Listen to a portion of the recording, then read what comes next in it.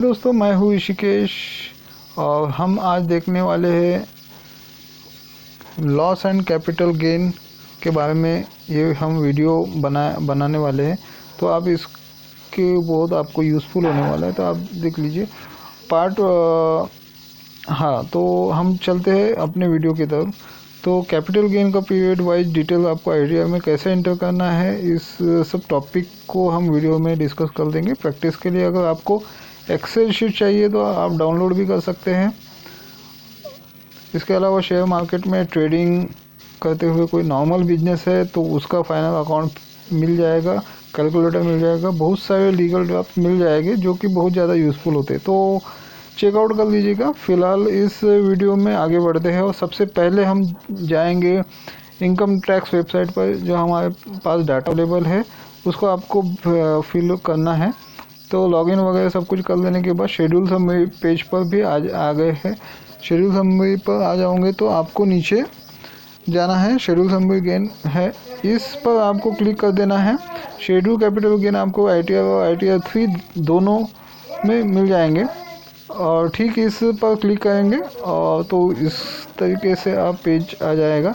यहाँ पर बहुत सारे ऑप्शन हैं कि हमारे सेक्शन 11A जो कि शॉर्ट टर्म कैपिटल गेन के लिए है और सेक्शन 112A जो लॉन्ग टर्म गेन के लिए है। तो इस बॉक्स में हम क्लिक कर लेंगे। सिलेक्ट कर देने के बाद कंटिन्यू का बटन हम क्लिक कर देंगे। क्लिक करने के तरीके से पेज आ जाता है। तो सबसे पहला वो ही शॉर्ट टर्म कैपिटल गेन या लॉस का क्लिक कर देंगे। तो नीचे ऐड डिटेल का बटन है, वहाँ पर क्लिक कर देंगे। यहाँ पर सेक्शन 11A का ऑप्शन दिए गए हैं, चेक बॉक्स क्लिक करेंगे।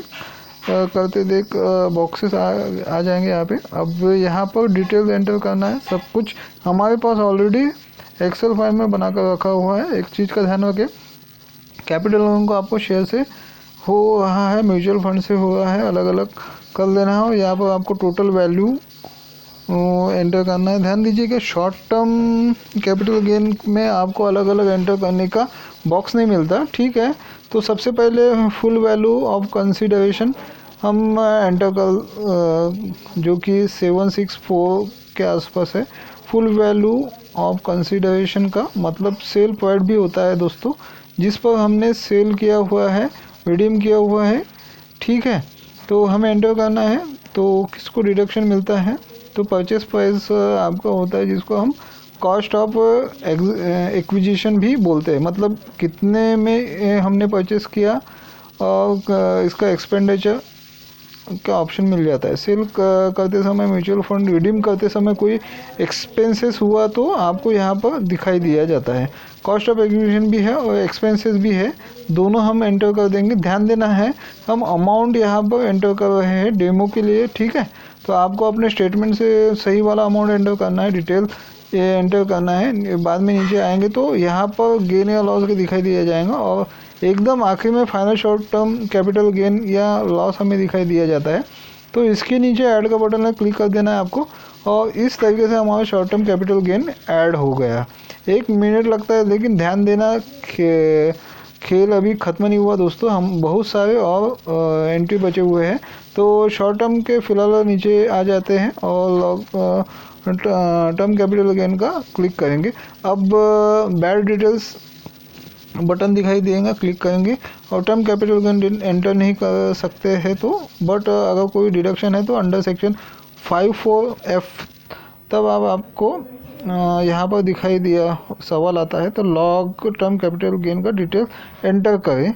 और इसके लिए अलग शेड्यूल ही बनाया गया है, मतलब एक सेपरेट पेज है, लिंक दिया गया है व्यू शेड्यूल 112A। इस पर हमें क्लिक कर देना है। क्लिक करते ही 112A पेज आ जाता है और ऊपर देखिए टेम्पलेट डाउनलोड करने का भी ऑप्शन मिल जाता है। तो टेम्पलेट को भर के आप अपलोड कर दीजिए और वीडियो में मैनुअल एंट्री करने वाले हैं तो नीचे ऐड डिटेल्स का बटन है, तो इस पर क्लिक करेंगे आप तरीके के पेज इस तरीके से पेज आएगा और पूछा जाता है कि आपको जो स्टॉक म्यूचुअल फंड रिडीम किया हुआ है, जो बेचा हुआ है, तो आपने एक्वायर कब किया है, तो मतलब परचेस कब किया था। तो यहाँ पर 2 डेट है, 31 जनवरी 2018 के बाद किया होगा तो यहाँ पर सिलेक्ट करना है। उसके पहले किया होगा तो 31 जनवरी 2018 से पहले परचेस किया होगा तो यहाँ पर बहुत सारे एडिशनल इंफॉर्मेशन आपको देने पड़ते हैं, जैसे कि ISIN कोड देना पड़ता है, शेयर का नाम या फिर म्यूचुअल फंड का नाम देना पड़ता है। उसके अलावा कितने शेयर या यूनिट है, सेल प्राइस क्या है, उस पर शेयर स्टॉक का फेयर मार्केट वैल्यू क्या है 31 जनवरी 2018 को। तो ये सब एडिशनल डिटेल हमें देने पड़ते हैं, लेकिन हम मान लेते हैं कि हमने 2018 के बाद लिया हुआ म्यूचुअल फंड या शेयर 2018 के बाद आपने लिया होगा, तो यहाँ पर कुछ भी आपको ज़्यादा एंटर नहीं करना है। तो सीधे आपको cost of the acquisition enter करना है, फिर एक्सपेंडिचर रिटर्न एंटर करना है और फुल वैल्यू ऑफ कंसिडरेशन, मतलब जितने में सेल किया गया है अमाउंट उतना एंटर कर देना है। तो 1 बाय 1 एंटर कर देते हैं और डिटेल एक्सेल फाइल में है। या अब यहाँ पर आप चाहो तो अलग अलग अमाउंट एंटर कर सकते हो, जैसे कि स्टॉक के लिए अलग एंटर कर सकते हो, म्यूचुअल फंड के लिए अलग से कर सकते हो। जैसे कि स्टॉक सेल किया हुआ है तो एंट्री पहले से ही कर देते हैं। अब सारा डिटेल एंटर करने के बाद नीचे ऐड का बटन है, वहाँ पर क्लिक कर देते हैं। तो इस तरीके से यहाँ पर एक रो का ऐड हो जाता है और आप देख सकते हैं कि ठीक यहाँ पर प्रॉफिट भी आ गया है। इस तरीके से यहाँ पर ऐड अनदर का बटन इस यहाँ पर क्लिक कर देते हैं। दूसरा कोई ट्रांजेक्शन भी होगा तो उसको आप ऐड कर सकते हो दोस्तों। तो जैसे हमारे केस में म्यूचुअल फंड भी रिडीम किया गया था, तो उसका भी हम यहाँ पे एंट्री कर देते हैं।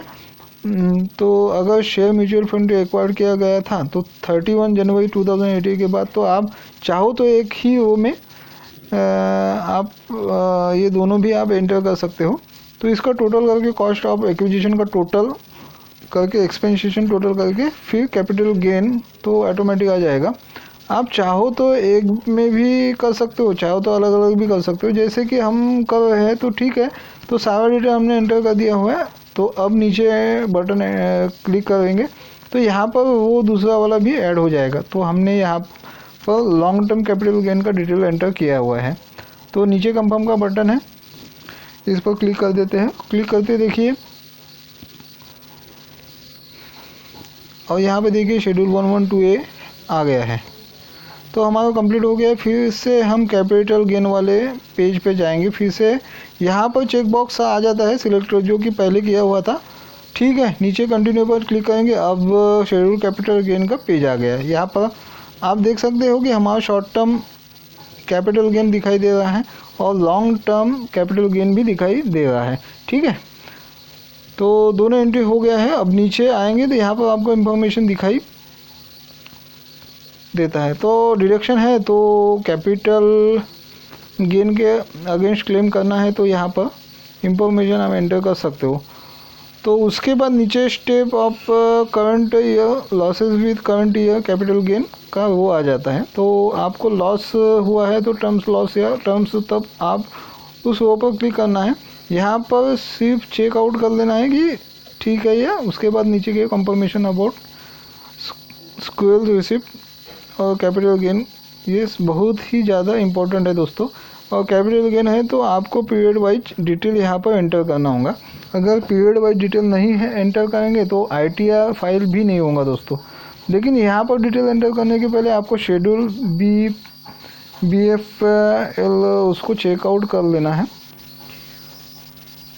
इन केस आपको अगर लॉसेस है तो ज़रूर चेकआउट कर लीजिएगा। फिलहाल हम रिटर्न समरी के पेज पर जाएंगे किया हुआ, लेकिन आप कंफर्म भी क्लिक कर सकते हो। तो शेड्यूल समरी वाले पेज पर नीचे आप वीडियो प्रोसेस में है वाला हो, उसके पहले आप अपने सारे इनकम के डिटेल्स एंटर कर लीजिएगा।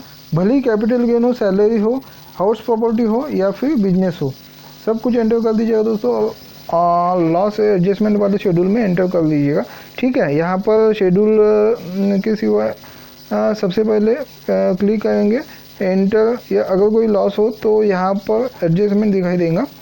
तो हमारे केस में नहीं है तो एडजस्टमेंट नहीं हो रहा है, कैपिटल गेन था सेम टू सेम हमारे दिखाई दे रहा है। इसको हम कंफर्म कर देंगे। शेड्यूल समरी के पेज पर आ गए हैं। देखिए नीचे शेड्यूल BFLA है, तो क्लिक करेंगे।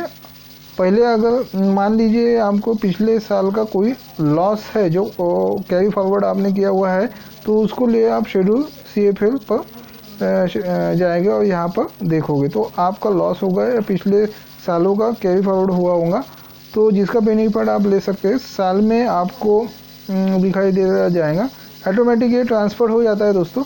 हमारे केस में 23324 का लॉस है, ठीक है। तो ITR फाइलिंग का डेट यहाँ पर आ रहा है 10,000 का। देखिए शॉर्ट टर्म कैपिटल लॉस है, 4,000 का लॉन्ग टर्म कैपिटल लॉस है। तो इसका बेनिफिट हम इस साल लेने वाले हैं। तो कंप्यूटर सेटअप पर क्लिक करेंगे। अब कंप्यूटर सेटअप पर हमने क्लिक किया है तो शेड्यूल समरी पेज पर आ गए हैं। तो हमें शेड्यूल BFLA पर क्लिक करना है। तो इस तरीके से पेज आ जाता है। तो हमारा कैपिटल गेन था इस साल का पिछले साल के लॉस के एडजस्ट हो गया है। तो शॉर्ट टर्म के टर्म हो चाहे लॉन्ग टर्म हो, एडजस्टमेंट के बाद फाइनल अमाउंट बचता है। तो शॉर्ट टर्म का और लॉन्ग टर्म का इसको आप नोट डाउन करके रख लीजिए, क्योंकि अमाउंट ब्रेकअप आपको शेड्यूल कैपिटल गेन में एंटर करना होता है दोस्तों। और पीरियड वाइज फिलहाल डिटेल चेक करने के बाद नीचे आना, कंप्यूटर सेटअप आपको पॉपअप आ जाएगा क्लिक करने के बाद, और कंटिन्यू पर क्लिक कर देना है। अब शेड्यूल समरी वाले पेज पर हम फिर से आ गए हैं।